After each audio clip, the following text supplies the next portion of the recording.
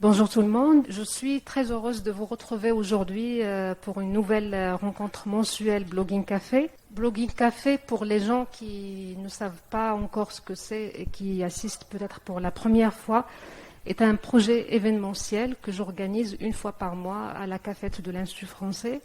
Ce sont des rencontres autour de l'écriture, notamment l'écriture numérique, autour de la culture à l'ère du digital aussi. Ce sont soit des rencontres workshops avec des journalistes comme Alicia aujourd'hui, des éditeurs, des blogueurs, des auteurs émergents surtout, mais aussi avec des acteurs culturels qui peuvent parler de la culture à l'ère du digital. Et en fait, l'idée de ce projet est en train de se développer. On organise des rencontres arabophones en darija, en arabe classique, et en français. On peut même organiser en amazigh, pourquoi pas. En fait, pour revenir à la thématique d'aujourd'hui, qui est très intéressante, on va parler aujourd'hui du journalisme à l'ère du numérique, entre nouvelles perspectives et défis. Et cette rencontre workshop, elle sera animée par Alicia Ruggeri. Alicia Ruggeri est une journaliste d'origine italienne, diplômée en marketing et communication à Bologne. Elle a poursuivi ses études en sciences sociales et politiques des pays méditerranéens à Montpellier. Elle a collaboré avec des journaux et revues en ligne depuis 2018 et a pu expérimenter plusieurs types de journalisme, de la chronique locale au reportage mensuel d'actualité et géopolitique, des critiques de livres et de musique, à la transmission d'actualités quotidiennes. Je donne la parole tout de suite à Alicia, qui va nous expliquer le sujet. Merci Alicia d'avoir accepté mon invitation d'abord, merci. Et merci pour les participants d'être venus, merci. Merci à toi Myriam pour m'avoir invité. Bonjour à tous et à toutes. Et moi je suis Alicia, je suis une journaliste italienne, j'ai 25 ans. Et j'ai rêvé être journaliste dès que j'étais petite. Et c'est intéressant parce que quand ma grand-mère m'a questionnée sur ce que je voulais faire quand je serais devenue adulte, j'ai communiqué ce désir et elle était très inquiétée. Elle m'a dit fais attention, elle était préoccupée parce qu'il y a 15 ans, la conception sur la figure du journaliste, c'était totalement différent. Et je pense qu'elle était inquiétée parce que la figure du journaliste, les métiers du journaliste étaient vus comme quelqu'un, un reporter, quelqu'un qui est envoyé sur les lieux pour documenter les faits, pour les voir en présentiel comme des faits même dangereux, des guerres, des conflits. Et c'est pour ça que ma grand-mère était très inquiétée. Mais il faut aussi dire que moi, je viens d'un petit village au sud de l'Italie où il n'y avait pas trop de connaissances sur des métiers non traditionnels, mais aussi faire du journalisme, ça veut dire avoir un risque concret de rentrer en conflit avec la criminalité organisée. Il y a eu pas mal de journalistes qui ont été menacés ou tués par la mafia. Mais bon, sans rentrer dans ce discours-là, c'était drôle de constater comment ma grand-mère, à la fin, et ses inquiétudes, c'était inutile. Parce que moi, je suis devenue journaliste sans même pas sortir de ma chambre. Et ça, c'était possible parce que j'ai commencé à collaborer avec des journaux en ligne en 2018. Et ça fait presque 4 ans et demi, presque 5 ans. Et grâce à ça, j'ai pu rentrer dans les registres officiels des journalistes italiens. Et je vous raconte cet petit épisode de ma vie pour vous démontrer comment l'essor du numérique, l'essor d'Internet et des réseaux sociaux a changé complètement les métiers du journaliste. Il y a eu ce changement important, c'est-à-dire que tu peux travailler sans devoir te déplacer physiquement, sans devoir partir. Bien sûr, il y a toujours des reporters partout dans le monde, mais je vous parlais mon expérience et de ce qui va être une tendance, je crois, plus et plus diffusée. Et donc aujourd'hui, je vais le spécifier tout de suite, je vais pas vous apprendre quelque chose parce que je pense, je dois encore apprendre beaucoup, mais plutôt je vais partager mon expérience et vous donner un point de vue et j'espère d'avoir aussi vos points de vue. J'aimerais bien après savoir que vous vous présentez, vous me dites pourquoi vous vous intéressez au journalisme. Et après, on va faire un petit workshop, c'est-à-dire je vais vous partager les connaissances que j'ai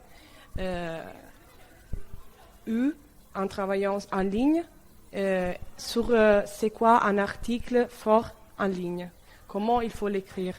Donc c'est pas, je dis pas que ça c'est une méthode juste parce que quand je parle d'écriture SEO, beaucoup de personnes ils ont pas une réaction comment dire optimiste sur ça. Ils détestent l'écriture SEO, ils disent que c'est la mort de la littérature, mais quand même il faut être réaliste. Et c'est un truc que, comme journaliste, on doit connaître. On doit décider si ça nous plaît ou pas, ou quand même on doit savoir que ça existe. Et donc, moi, je vous ferai présenter pour commencer.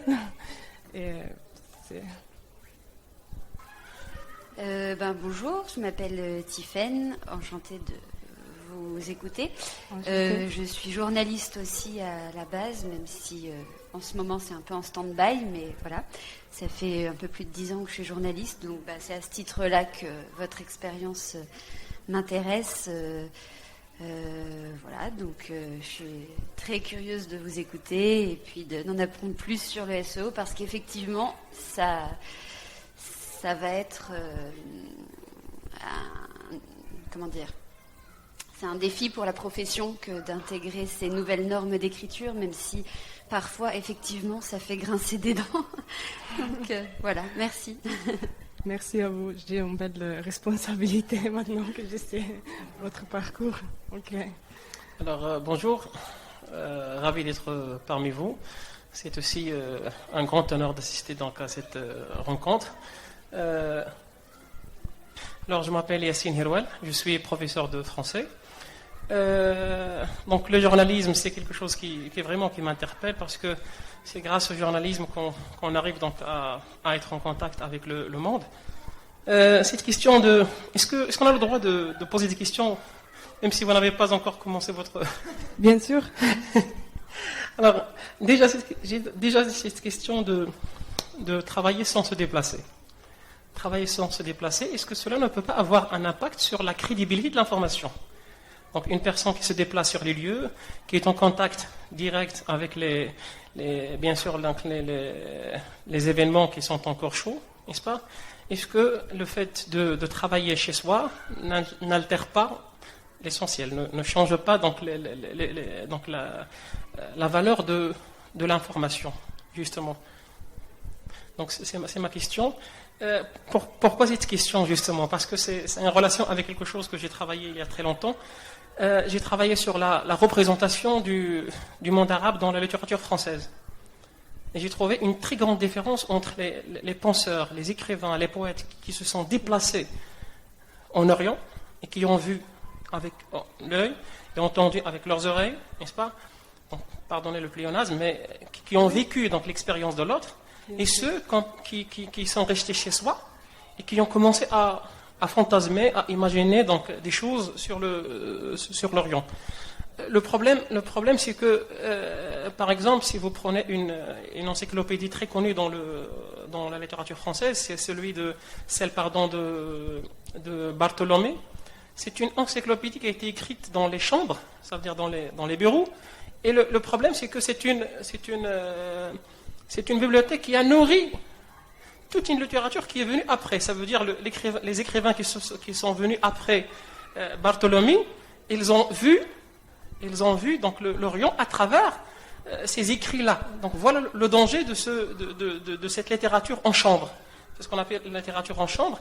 Est-ce que cela ne pose pas de problème dans le journalisme? Parce que vous avez récapitulé par la suite en disant que vous avez donc comment vous avez dit, vous nous avez donné la promesse que vous allez nous parler de qu'est-ce qu'un article fort en ligne. Et vous avez souligné le mot fort, bien sûr. Oui. Donc c'était ma question, bien sûr. Et je suis ravi d'être là parmi vous.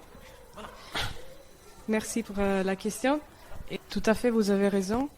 Je trouve que ça affecte beaucoup la crédibilité. Je me suis retrouvée à faire des articles sur des manifestations des agriculteurs en Inde sans jamais être partie en Inde.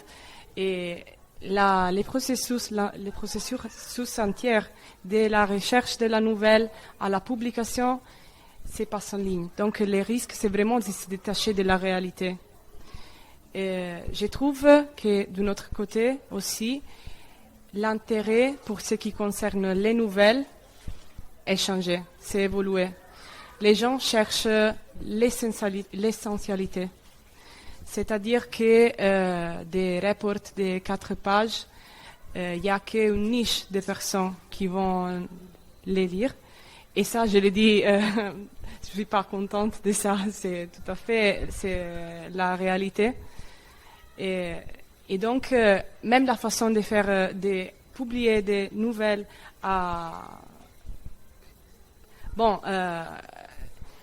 toute la journée, à chaque heure, à chaque minute, c'est une façon de s'adapter à la demande. L'offre s'adapte à la demande.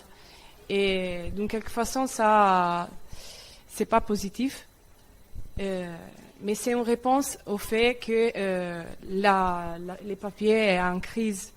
Et donc, les journaux en ligne survivent grâce aux utilisateurs, aux lecteurs, et doivent s'adapter malheureusement à ce qu'ils veulent. Mais tout à fait, ça, je suis d'accord avec vous.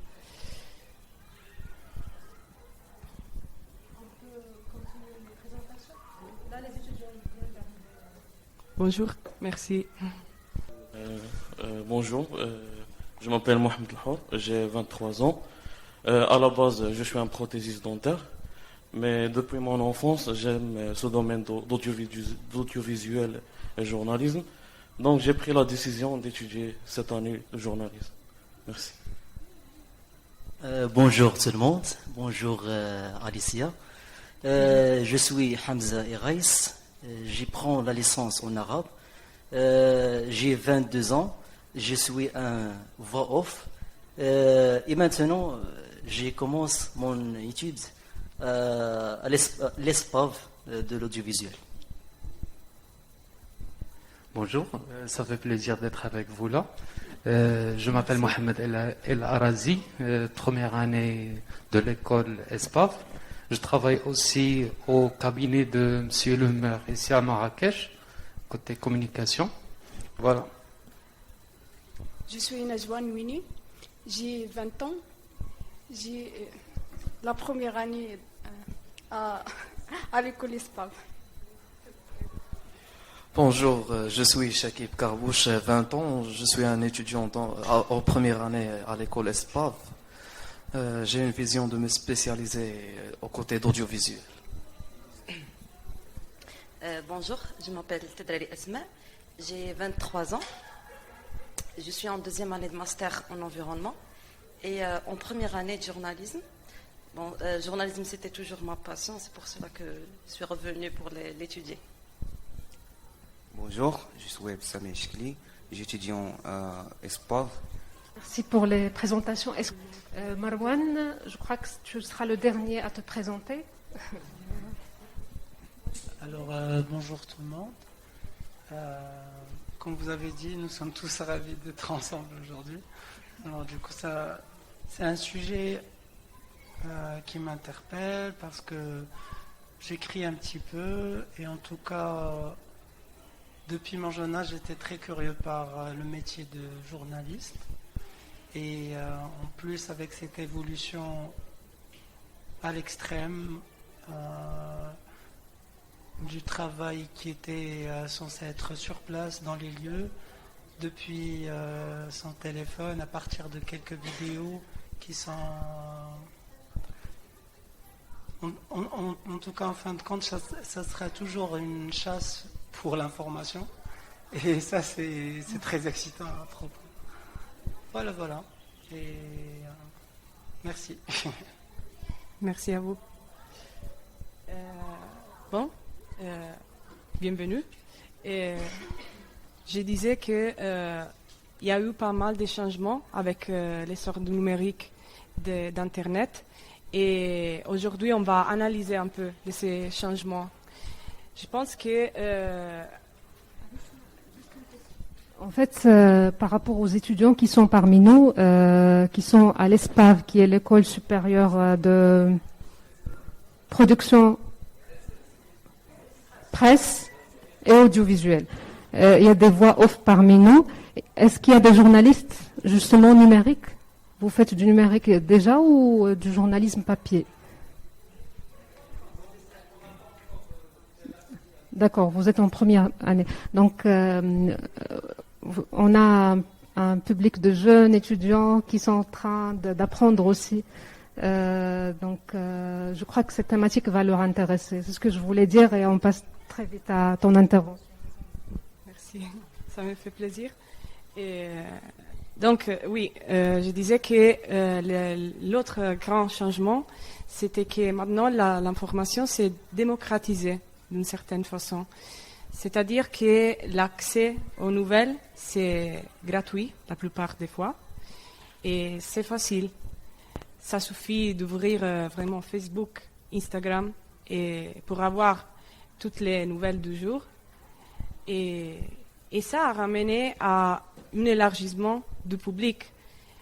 Une fois, c'était des niches de personnes qui achetaient les journaux, des personnes qui peut-être pour leur profession avaient besoin de se mettre à jour avec les nouvelles.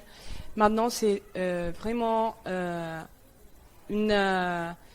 public hétérogène avec beaucoup de différents backgrounds, beaucoup de différents niveaux culturels et linguistiques.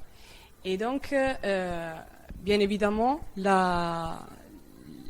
langages ont dû s'adapter à ça.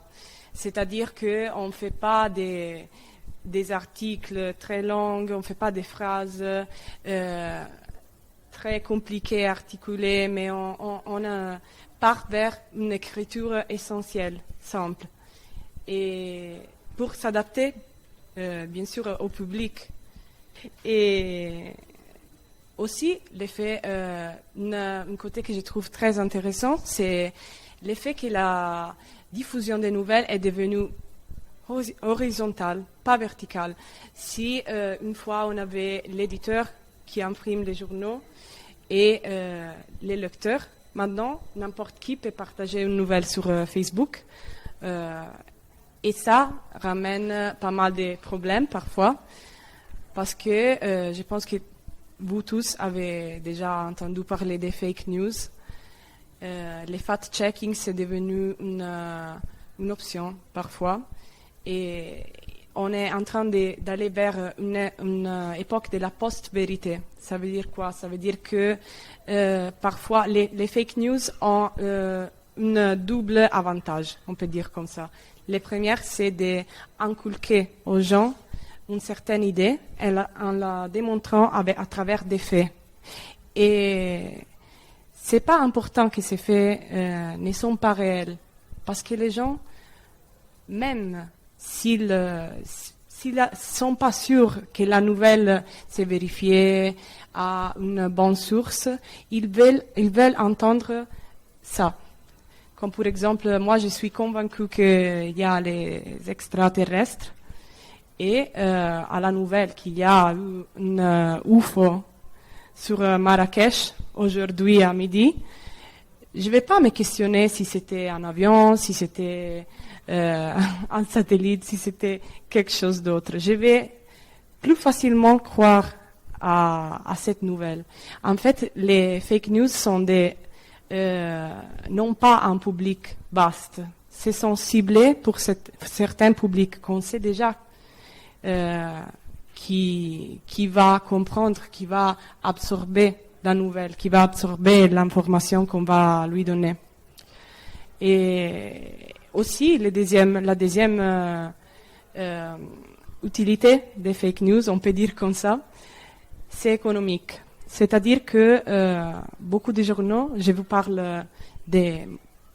Comment je vais répéter à chaque fois mon parcours, donc c'est pas toujours comme ça, mais plusieurs journaux sont en crise, surtout en Italie, parce que ceux qui ne sont pas subventionnés par l'État survivent grâce à des abonnés.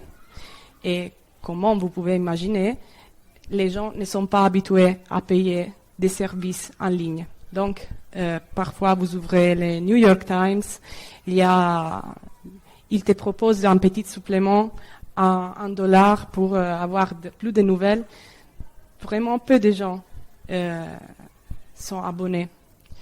Donc, une autre façon de survivre, de monétiser, c'est la publicité à l'intérieur des articles. Et c'est-à-dire que chaque fois qu'un utilisateur tape sur notre page, ouvre la page, il visualise un banner publicitaire. Et à chaque fois qu'il y a une visualisation, les journaux prennent un pourcentage, les journaux et les journalistes aussi. Ça dépend de comment les journaux est organisé. Ça ramène à quoi? Au fait que les titres doivent être publicitaires dans quelque façon, parce que tu dois attirer les gens, tu dois susciter l'intérêt. Et tu peux faire ça en présentant des fake news, bien sûr, ou simplement en prenant une nouvelle qui c'est vrai et en faisant un titre clickbait. C'est-à-dire, je prends une phrase dehors contexte et je la mets comme titre. Comme ça, les gens vont croire que dans mon article, il y a un contenu complètement différent de ce qu'il y a réellement. Et donc, il y a aussi ça, c'est une évolution qui est désormais présent, il faut l'admettre. Et en fait, moi j'ai étudié aussi du marketing et j'ai reconnu que vraiment les titres doivent avoir un peu de marketing à l'intérieur. Il doit être bref, efficace, il doit attirer la curiosité, il doit vraiment être... ils ont beaucoup des éléments que j'ai étudiés pendant la licence en économie. Et c'est intéressant aussi de constater ça. Et aussi, un autre facteur, c'est que une fois, tu t'es réveillé le matin, tu prenais le café, tu partais au kiosque des journaux et tu avais un choix limité. C'est-à-dire, tu avais les journaux locaux et tu pouvais choisir. Maintenant, la compétition, c'est avec tous les journaux du monde. C'est-à-dire que les blogs, les radios, même les réseaux sociaux, les journaux en ligne, chaque fois qu'il y a un événement, il y a comme une compétition pour publier la nouvelle avant les autres. C'est-à-dire qu'une heure après que quelque chose se passe, la nouvelle est déjà partout en ligne. Il y a une vitesse de diffusion des nouvelles exagérée, je crois, parce que c'est difficile de faire du fact-checking, de l'approfondissement. C'est difficile de chercher, de différencier les sources et d'écrire quelque chose de significatif quand on a une heure pour faire un article. Et aussi, cette compétition a ramené à un autre facteur, c'est-à-dire l'écriture SEO, de laquelle je vous parlais tout à l'heure. SEO, ça veut dire Search Engine Optimization. Et de base, ça sert à mettre l'accent sur notre contenu dans un mer d'autres contenus. C'est-à-dire que s'il y a moi, je vais savoir plus sur la Palestine, sur ce qui se passe en Palestine. Je cherche sur Google ou un autre moteur de recherche Israël et Palestine, des mots-clés. Et Google va m'ordonner les résultats, premièrement, avec les journaux plus connus dans la langue où j'ai j'ai écrit la phrase, les mots-clés. Et juste après, je vais avoir des journaux ordonnés, des pages ordonnées selon des algorithmes. Et il y a plusieurs critères. Un des critères, c'est combien de fois les mots-clés est présent dans l'article. C'est-à-dire que s'il y a une page où les mots Israël et Palestine sont présents, les mots-clés sont présents 10 fois, ça va m'arriver avant, ça va être au-dessus d'une page où ces deux mots-là sont présents 2 fois, 3 fois, 4 fois. Et ça affecte beaucoup l'écriture parce qu'en fait, c'est une croyance commune que pour bien écrire, il faut pas faire des répétitions, il faut chercher des synonymes, il faut, essayer d'avoir une écriture variée. Mais en vrai, l'un des critères de l'écriture SEO pour avoir un article fort en ligne, c'est de répéter autant de fois possible. Et ça, je vais le dire. Bon, prenez ça pas trop à la lettre, mais c'est de répéter autant de fois possible les mots-clés, qui ce sont les mots qu'une personne va chercher en ligne quand elle veut avoir des informations sur ce qu'on est en train d'écrire. Bon, bien sûr, maintenant on part plutôt vers les workshops. C'est-à-dire, je vous donne des informations sur comment écrire un article fort en ligne et je ne dis pas que ça c'est une méthode que j'aime, c'est simplement la méthode qui est plus diffusée dans le journalisme en ligne parce que entre les journaux, il y a des journaux qui ont déjà un groupe de fidèles lecteurs grâce auquel ils peuvent survivre.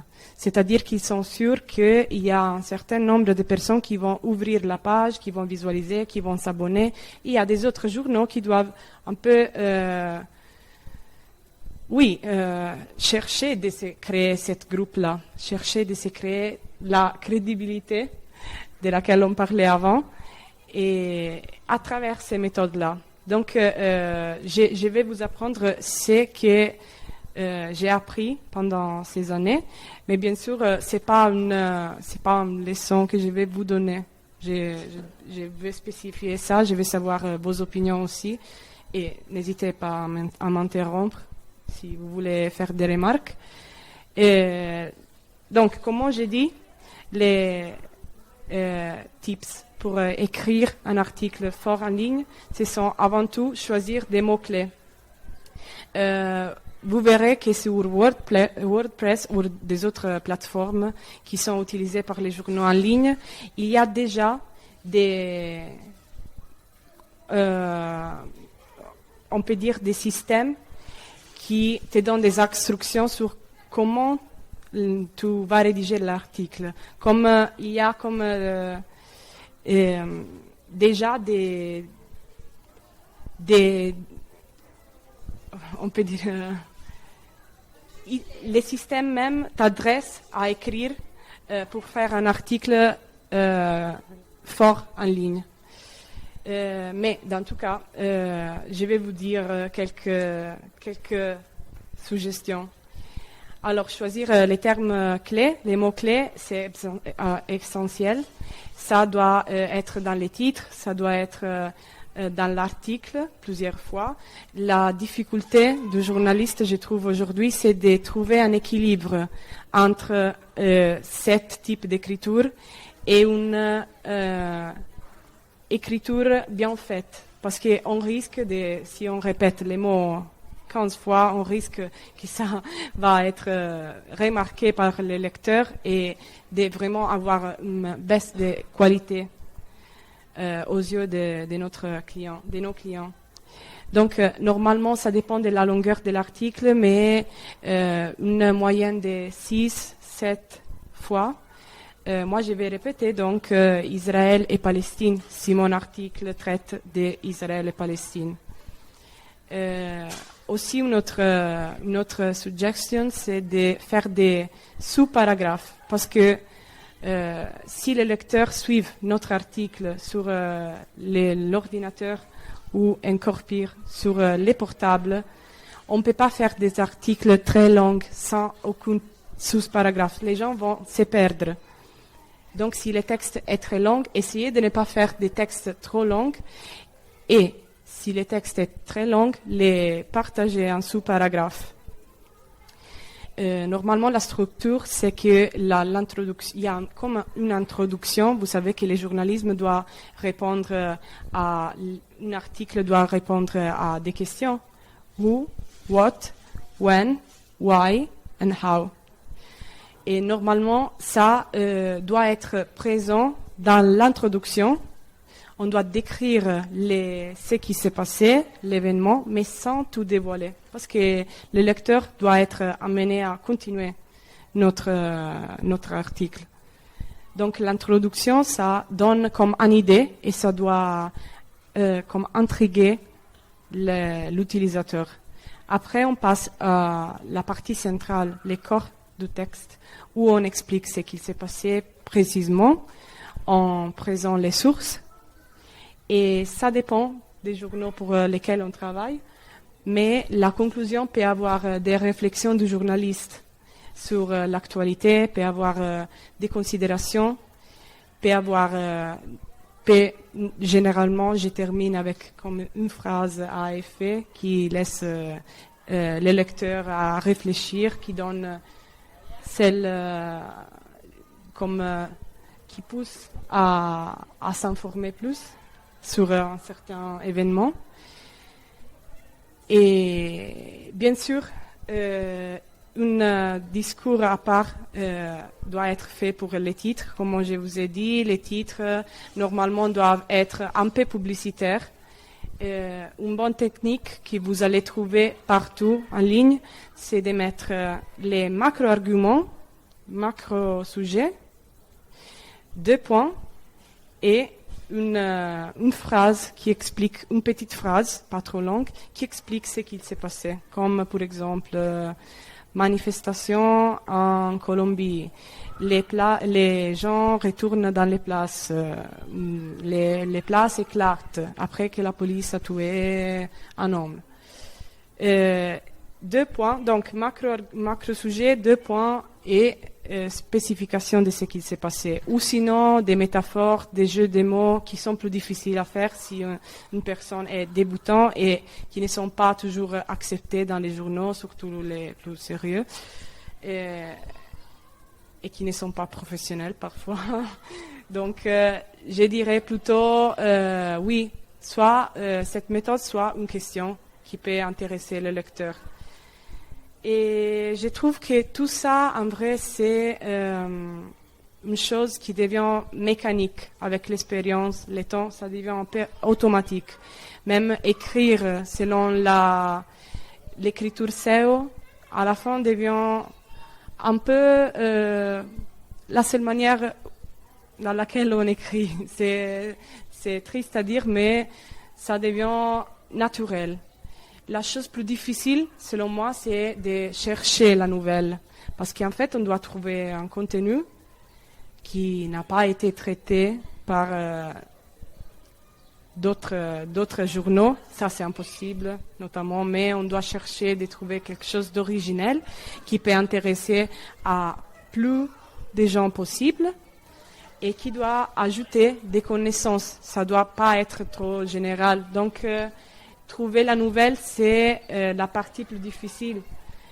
Et parfois, on n'a même pas trop le temps. On la trouve en disant, on force de trouver la nouvelle.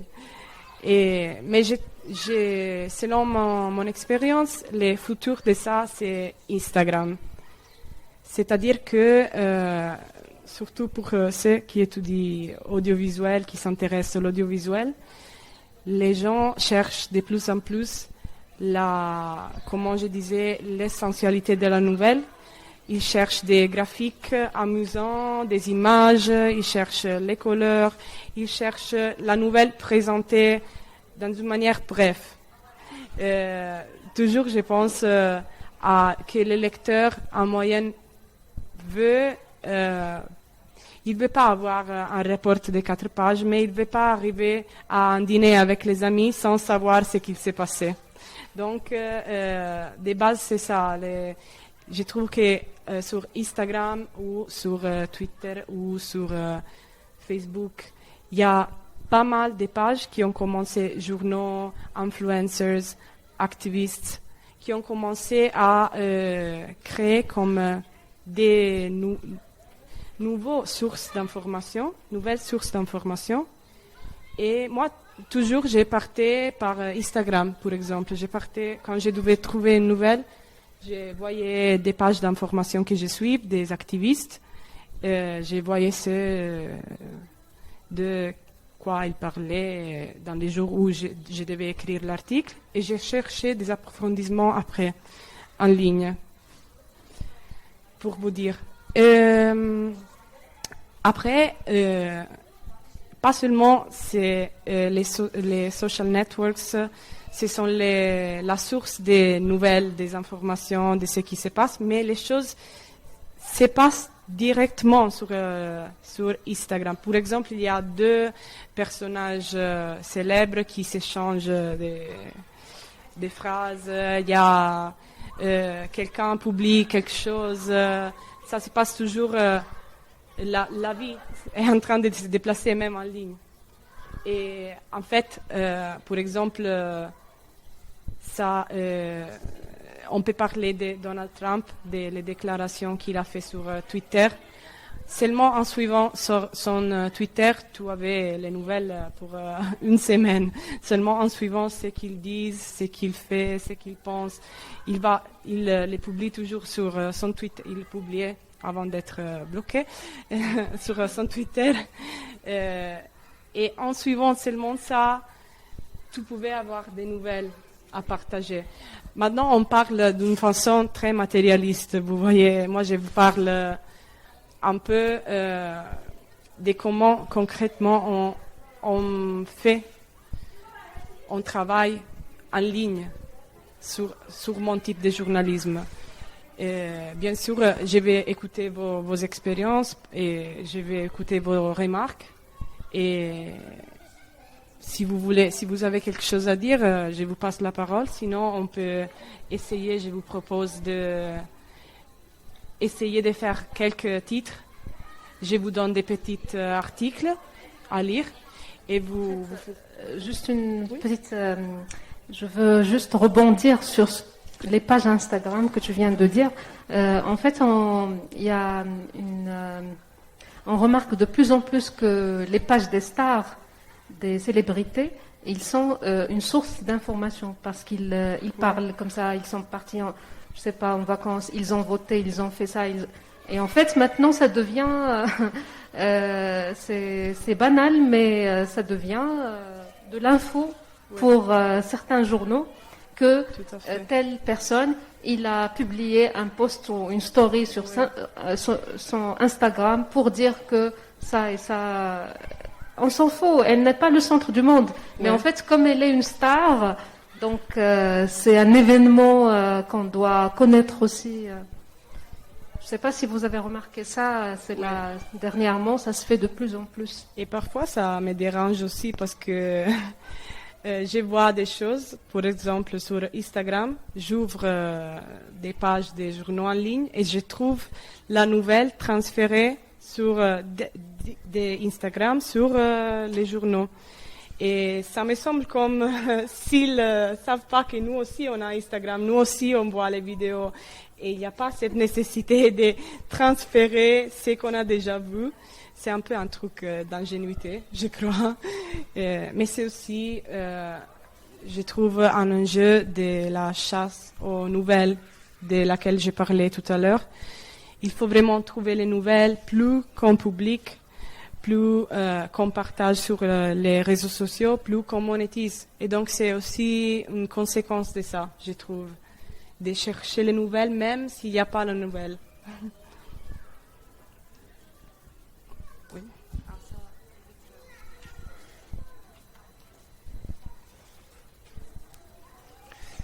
Alors, Donc, une autre question cette fois-ci. Donc, parce que vous êtes ici, donc, conférencière en tant que journaliste. Et vous avez insisté pas mal de fois sur ce que les jeunes doivent suivre comme procédé, comme moyen, comme, n'est-ce pas, comme perspective pour acquérir ce métier de journalisme.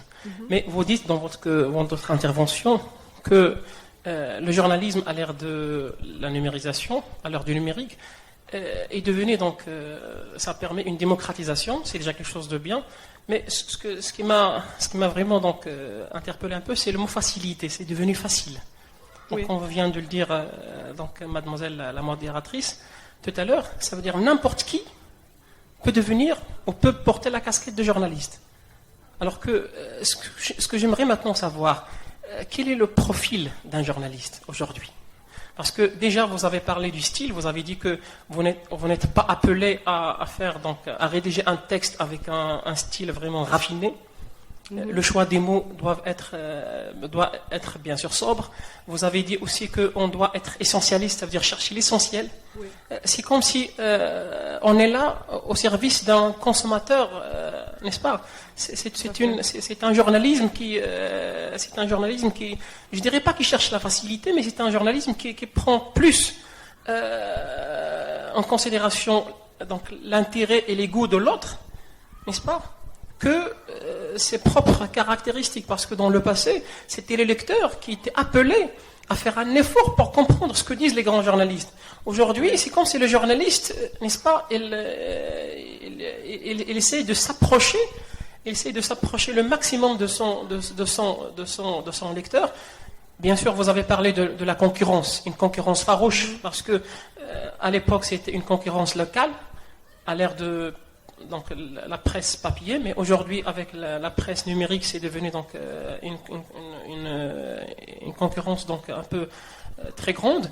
Mais est-ce que ce journaliste, lorsqu'il fait je les appelle les sacrifices normalement, n'est-ce pas, est-ce qu'il ne perd pas beaucoup de ses, n'est-ce pas, de son profil d'autrefois, d'antan? C'est ce que j'aimerais savoir. Quel est le profil du journaliste? Ça veut dire être journaliste à l'ère du numérique. Quelles sont ses caractéristiques? Et comment peut-on distinguer entre les deux? Voilà, c'est ma question. Bien sûr. Moi, dans cette rencontre, je suis plutôt critique, en vrai, parce que j'avais des attentes sur le fait de devenir journaliste. Et ces attentes ont été un peu déçues. C'est-à-dire que je me suis retrouvée dans une réalité que je n'aimais pas, ou que tout simplement c'était différent de ce que je pensais. Et donc c'est plutôt... je pense qu'il y a des exceptions qui survivent, qui continuent à faire du journalisme de qualité, mais il faut y arriver. Comme il y a presque personne qui commence de la meilleure revue, je ne sais pas, internationale. Par exemple, c'est un journal italien qui est on les appelle les îles heureuses, comme des petites îles qui survivent. Oui, il fait du journalisme de qualité. Mais le journalisme de qualité, ça se paye. Et vous, qu'on ne paye pas, on a un journalisme avec une qualité qui a, oui, duquel le contenu a perdu sa qualité.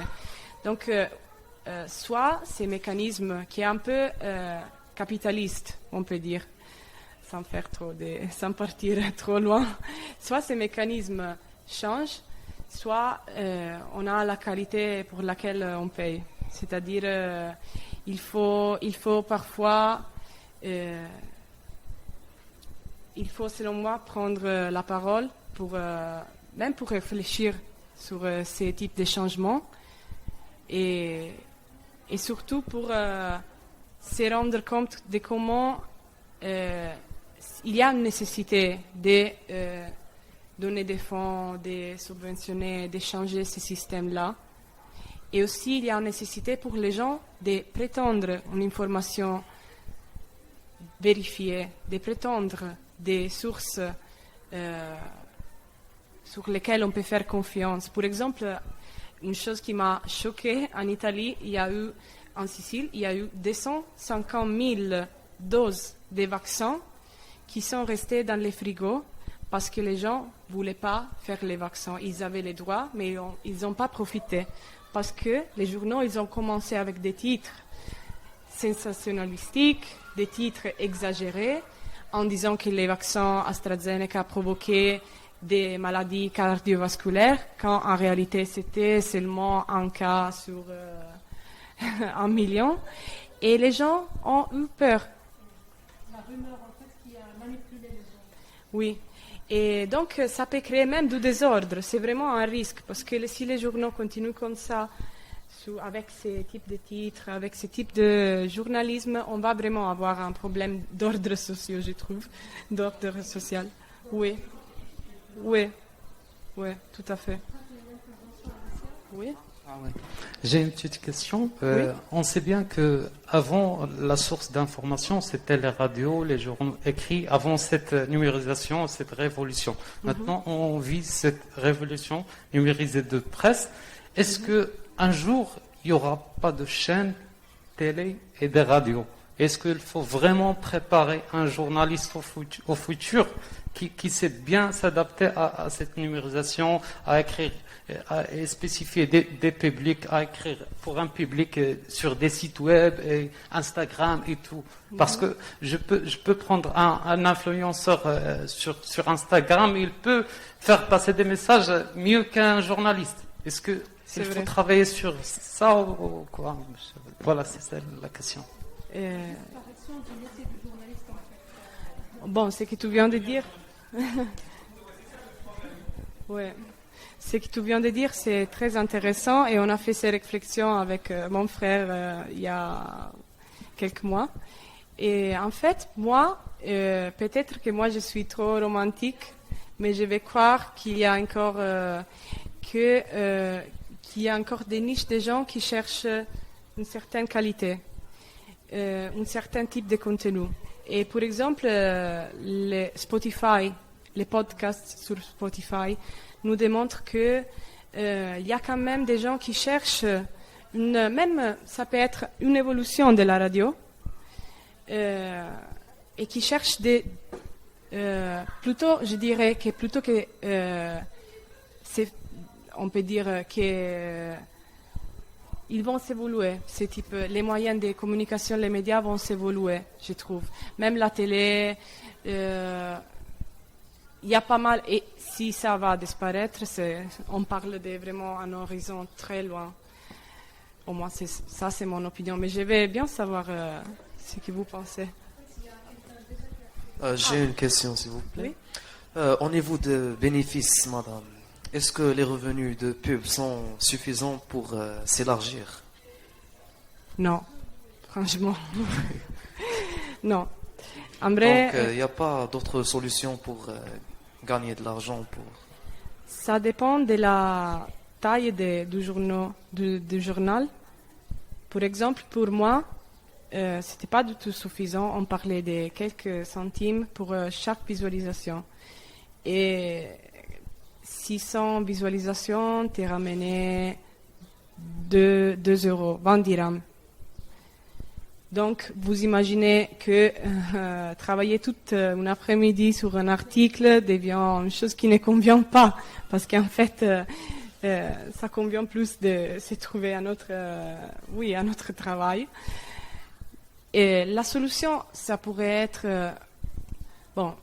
c'est difficile à définir parce que lorsqu'on donne des fonds aux journaux, ils ne deviennent pas libres de dire ce qu'ils pensent. En fait, il y a peu de temps, The Guardian qui a décidé de ne pas mettre des publicités des compagnies énergétiques comme Enel, Eni, pour pouvoir parler librement de ce qui se passe au Moyen-Orient ou dans les zones intéressées. Donc, c'est pas facile. C'est un truc vraiment, c'est un vrai défi, je trouve. Mais il faut trouver quand même une solution parce que c'est risqué. C'est risqué, comme on disait avant, pour l'ordre public, pour l'éthique. On risque vraiment de casser ce qui c'est la démagogie du journaliste. Il t'apprend qu'il faut vérifier les nouvelles et ça est en train de disparaître. Il t'apprend qu'il ne faut pas publier sur les mineurs ou qu'il ne faut pas publier des choses, des trucs racistes ou des trucs qui ne sont pas, qui transforment ou manipulent la réalité et ça est en train de disparaître. Donc on doit vraiment redonner une valeur au journalisme selon moi.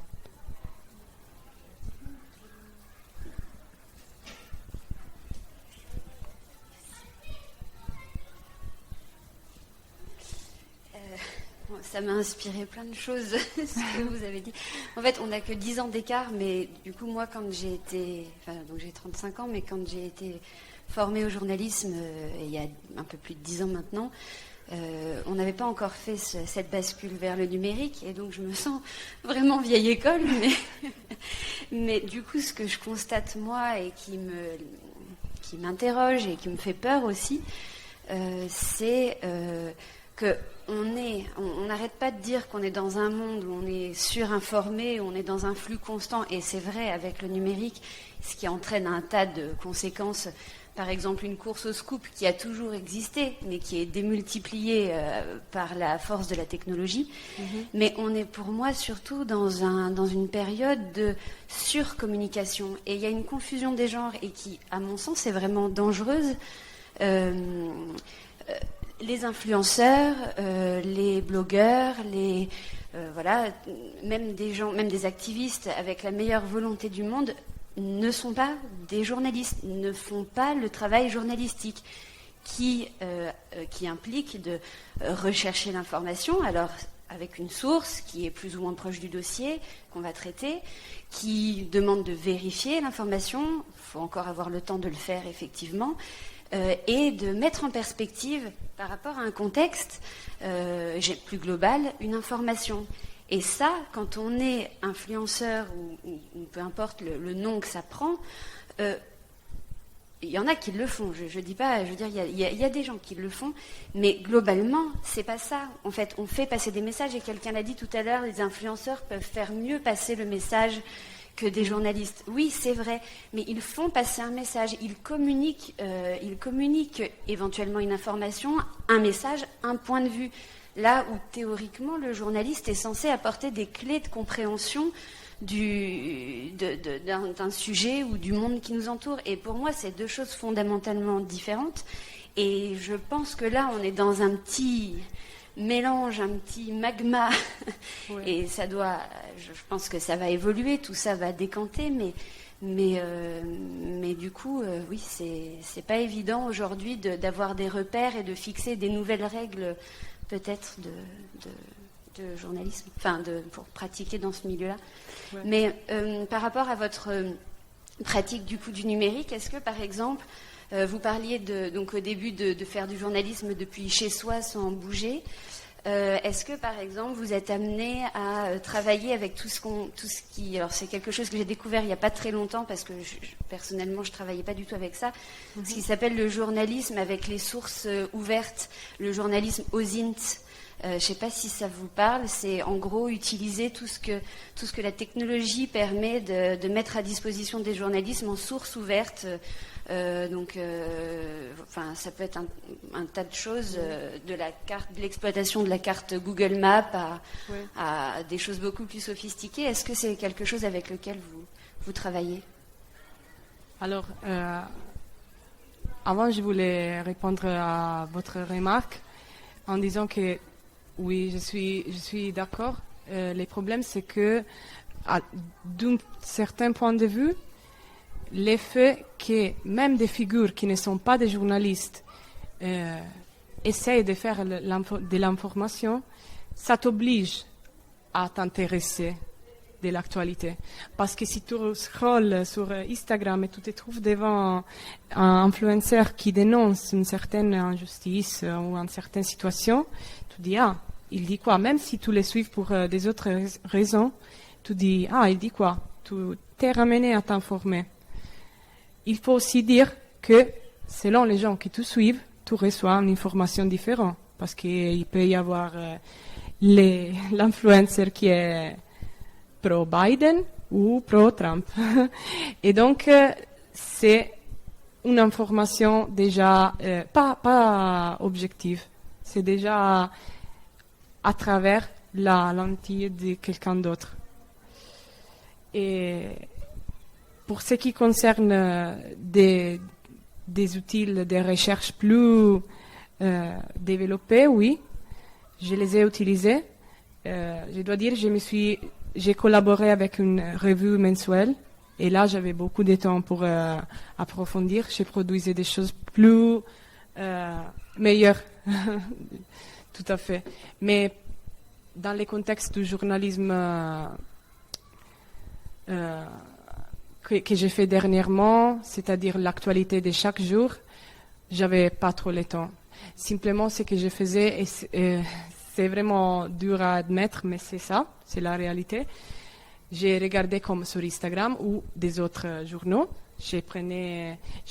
J'essayais d'approfondir, j'ai cherché de m'informer, de me faire une idée.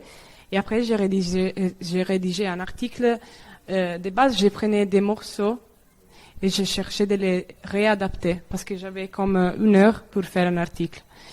Et vous voyez que faire des recherches, par exemple, il y a plein de moyens pour s'informer mieux. Il y a des papers qu'on peut lire, il y a des bibliothèques en ligne qui sont ouvertes à tout le monde.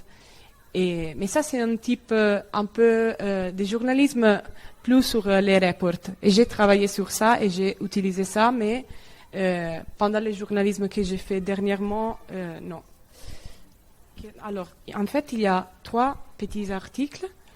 Vous essayez de lire de quoi il parle et de rédiger un titre qui ça peut être, selon vous, adapté, qui ça peut ramener la curiosité du lecteur.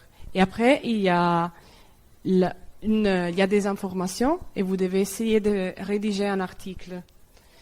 Ça, on voit si on a le temps, c'est quelle heure? Qu'on n'a pas le temps, vous pouvez bien sûr l'écrire, parce que je pense que c'est difficile d'écrire à la main. Vous pouvez bien sûr l'écrire sur Word et me l'envoyer, et je vais vous donner mes opinions, si vous voulez. Est-ce que c'est clair, très clair, la consigne, justement? Alors, la deuxième partie, pour le moment, on la laisse à côté.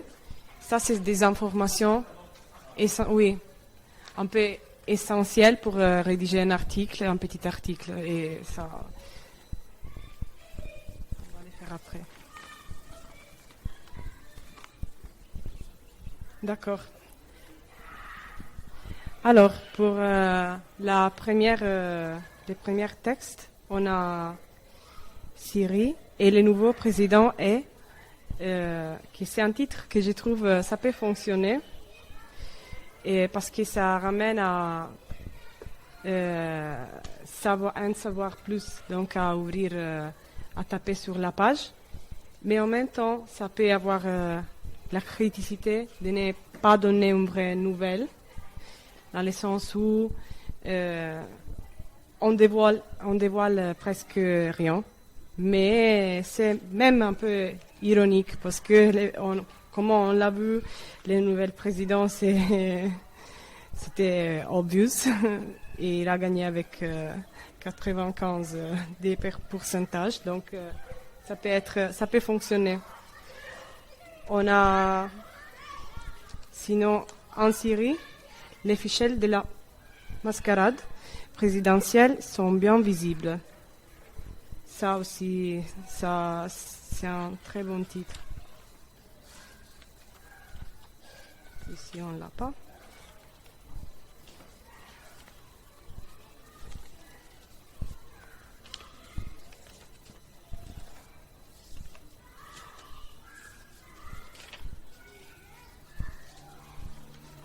Ici, on ne l'a pas.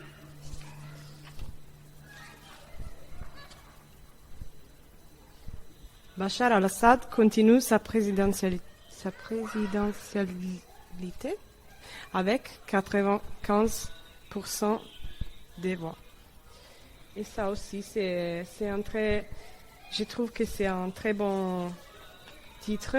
C'est un peu long, mais ça peut marcher. On passe à la deuxième. Un petit gorille rend espoir à Berlin. Ça, c'est joli. Lutter contre l'extinction des gorilles.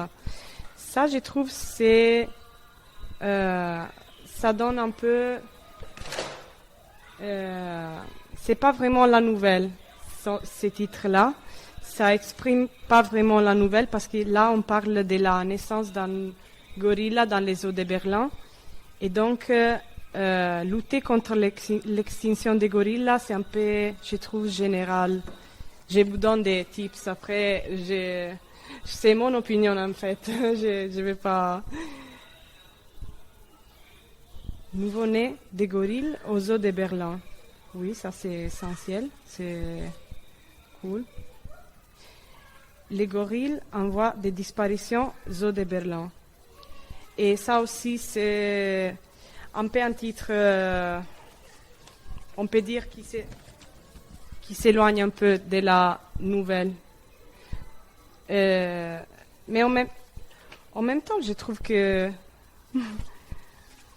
ce sont pas mal. On regarde les troisièmes. Jeff Bezos quitte ses bureaux poste. Ok. Pardon, j'arrive pas à lire dans l'écriture. C'est qui ça? C'est toi? C'est un poste. Ok. Pour exemple, ça, on aurait pu faire un titre clickbait. Je vous conseille pas ça. Mais pour vous faire un exemple, tremblement de terre à Amazon. Jeff Bezos quitte sa place. Et les gens vont penser, il a quitté Amazon, ils vont l'ouvrir et à la fin, simplement, il a quitté le président directeur général pour se dédier à une autre fonction, mais toujours à l'intérieur d'Amazon. Oui.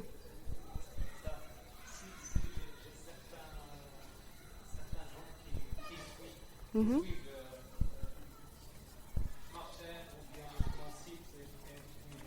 Oui.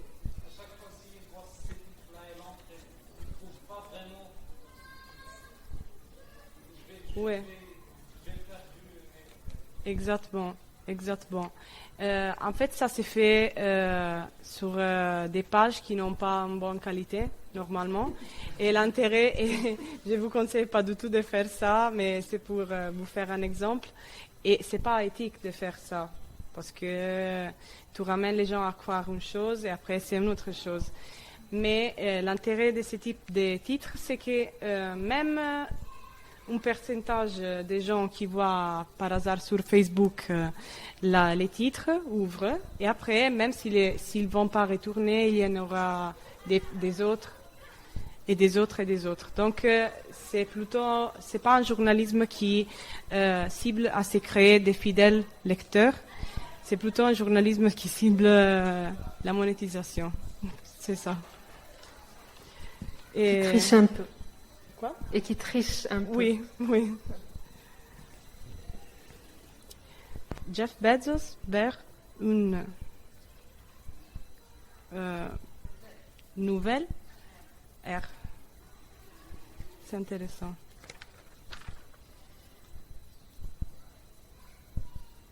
Voilà. J'ai lu que quelques titres, je ne vais pas les lire tous. C'est aussi parce que le départ du fondateur d'Amazon, ça c'est un peu clickbait. C'est qui a fait ça?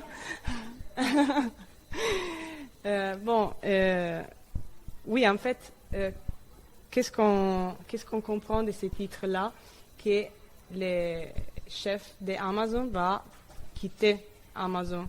Alors qu'en vrai, quand on ouvre l'article, c'est pas vraiment ça. C'est plutôt qu'il va rester à l'intérieur, mais il va se dédier à des autres choses. Donc ça, c'est un peu... Donc je trouve qu'en général, c'est pas, vous n'êtes pas trop loin. Moi, je me souviens, quand j'ai commencé, les titres, c'était la galère, parce que je faisais des trucs comme trop créatifs, j'écrivais des choses un peu drôles, et c'est une partie très difficile, mais je vois qu'en vrai, vous êtes plutôt sur les points. Il faut améliorer quelques petits trucs, mais là, je trouve que les choses fondamentaux d'un titre sont la cohérence avec la nouvelle, en même temps la capacité de susciter un intérêt, et ça, on dit efficacité, mais en même temps, ça, la taille qui doit être très brève.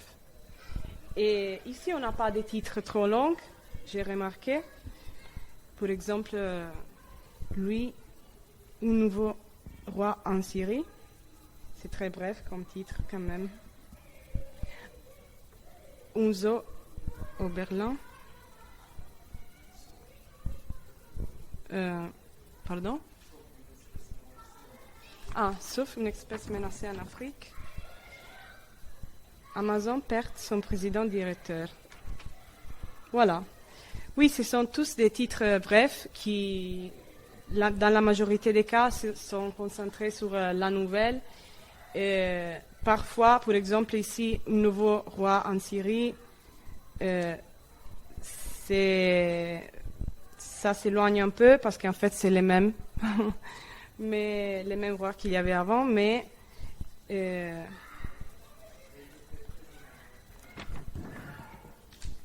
un nouveau des présidents. Ok. Bon, mais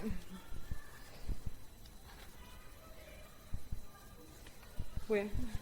Après, si vous voulez des analyses plus ciblées pour chacun, je peux vous envoyer. Vous pouvez me laisser vos emails et je vais vous envoyer aussi, parce que vous pouvez écrire le nom, bien sûr, comme ça je sais à qui m'adresser.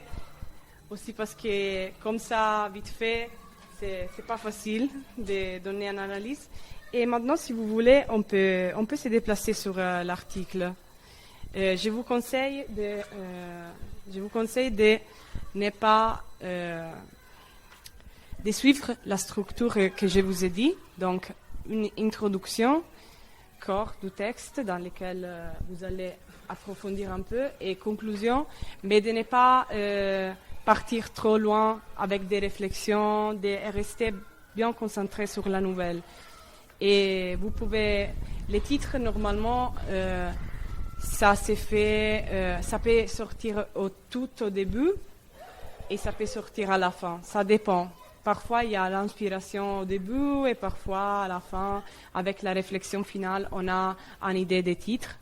Vous pouvez bien sûr lire les informations et commencer à écrire. Et si quelqu'un de vous n'arrive pas à faire tout ça maintenant, on peut même déplacer la chose en ligne et je vais analyser vos textes. Comme ça, dans ce temps-là, je vais voir vos titres.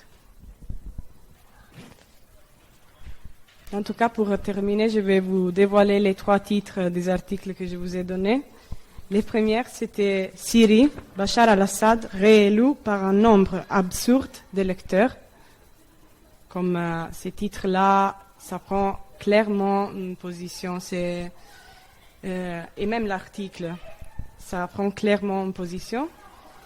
Et ça ramène à travers un seul terme absurde à ouvrir l'article, à dire c'est quoi cet absurde nombre, de quoi on parle. Le deuxième, c'était Syrie 2 points. Remarquez ça, parce que cette méthode est présente dans les trois titres. Le deuxième, c'était Berlin, naissance d'un bébé gorille au zoo, une première en 16 ans.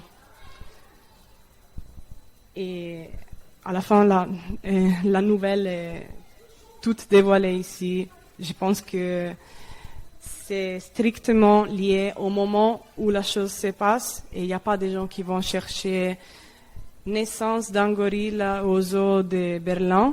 Donc les mots-clés ne sont pas présents ici, comme vous pouvez remarquer, parce que dire Berlin, des points, c'est très général quand même. C'est pas qu'en cherchant Berlin, on veut savoir qu'est-ce qui s'est passé aux zoos, dans la cage des gorilles. Donc ça n'a pas des mots-clés, des vrais mots-clés. Et le troisième, c'était Amazon, Jeff Bezos quittera son poste PDG. C'était essentiel, ça aussi.